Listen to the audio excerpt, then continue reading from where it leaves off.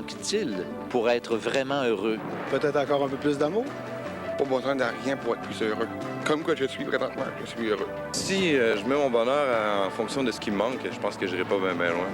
La santé. La santé, j'ai un handicap depuis ma naissance, disons que je saurais pas si ça me rendrait plus joyeux. Pour être complètement heureux, je pense qu'il faudrait que les gens arrêtent de suivre juste à la beauté puis à l'apparence physique. Un pays indépendant pour le Québec, oui. C'est ça qui me rendrait heureux. C'est tout ce qu'il me faut. Puis, je sais pas, faut se contenter de ce qu'on a.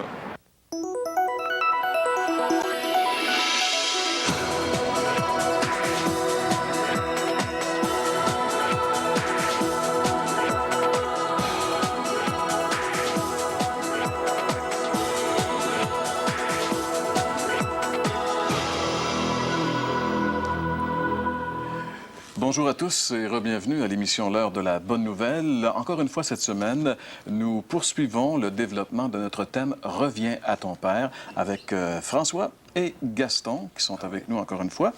Et cette semaine, le sous-thème, c'est la soif de vivre. J'aurai le plaisir de justement répondre à la question à la chronique La Bible répond, qui peut vraiment satisfaire ou assouvir la soif de l'homme? À la chronique, ils sont revenus.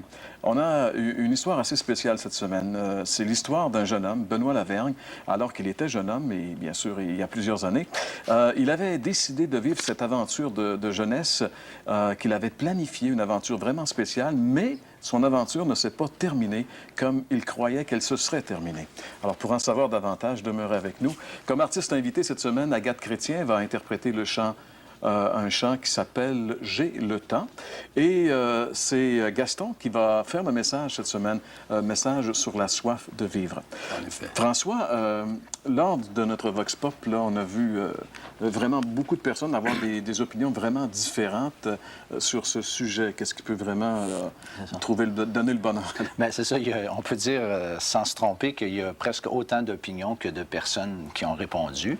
Et puis, c'était très varié, en passant par l'amour, en passant par rien, on a besoin de rien. D'autres ont parlé de santé, etc. Il y a vraiment plusieurs opinions.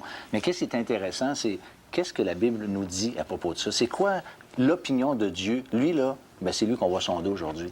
Et justement, à la chronique La Bible répond, on répond à cette question. Qui peut vraiment assouvir la soif de l'homme? Écoutons cette chronique.